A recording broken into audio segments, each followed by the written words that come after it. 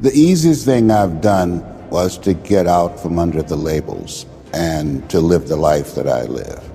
The most difficult thing I've ever done was to believe that I can do it.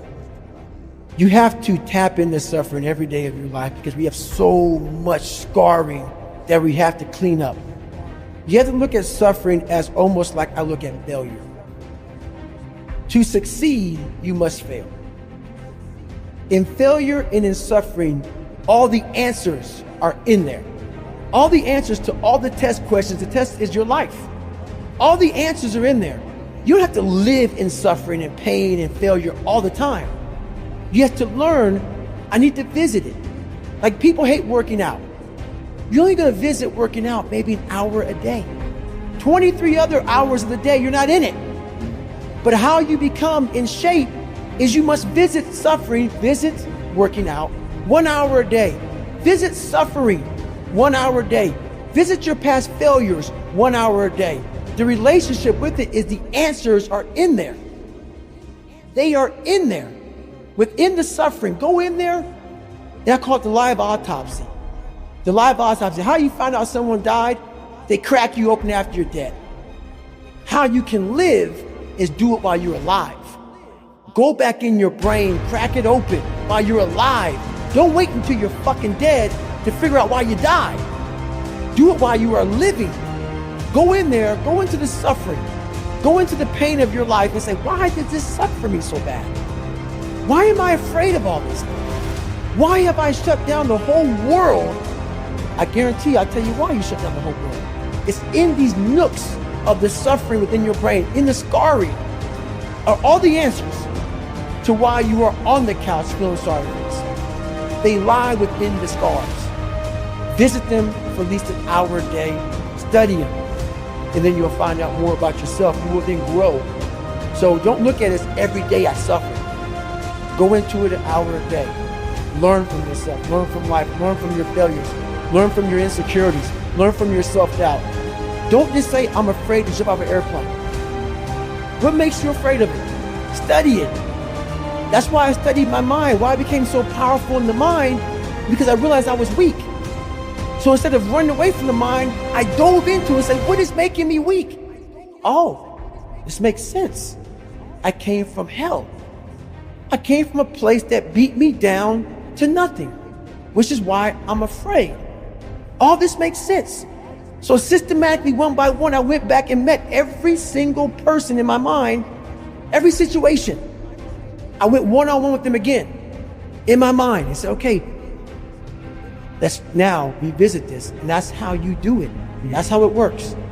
You live in a dominant culture that is designed to destroy your sense of self and your belief in yourself. And you have to learn ways in which you can begin to connect with this power that you have within yourself to handle where you are. The key is to be constantly in a perpetual process of discovering the truth of who you are and fighting constantly to look for ways in which you can escape the inner conversation. You know every painful moment. You remember it. We try to put it under a rug, lift the rug up, you'll find them. So that's how I was able to write that book. You don't forget that shit. No. You want to, and that's where you fail. By trying to forget it. That's where you fail. That's where there's no growth. Let's just move forward from all this. There's no growth there. There's no growth there. No. You just want to forget about it. You will continue making the same fucked up mistake. You will continue doing the same things wrong if you don't go back. So as I'm talking and as I'm going back, I'm very aware that I'm going to do that. And I may do it for 45 minutes. And then I'm like, you knew you were going to do this. You have to be very aware of the conversation you're having while you're doing it. Because your mind chooses the path of least resistance. Your mind has the ultimate tactical advantage over you. It knows what scars you. It knows your fears. It knows your insecurities. And it protects you, which is why I talk about the 40% rule in my book. The 40% rule is all about the brain has the tactical advantage over you. It knows and it keeps you away from all that. That's why it says don't jump out of an airplane. Don't go in the ocean where there's sharks. It's a protective mechanism. Don't go back to the place where your dad beat the shit out of you in your mind. Don't go back. The brain protects you, but protects you so much, it doesn't allow growth. So the brain is an amazing thing, but the brain controls you. You must control it. You must take power over your own mind, or your mind will guide you into all the soft spots, soft places that your brain wants to live in. Life is going to beat up on you in so many ways, and many things, they come back. You know, negative thoughts and how you feel about yourself, they don't die. They come back once you stop doing the maintenance work on your mind. So there's so many things you can do to get outside your own head to then allow your body to just be like, hey, we're just a machine.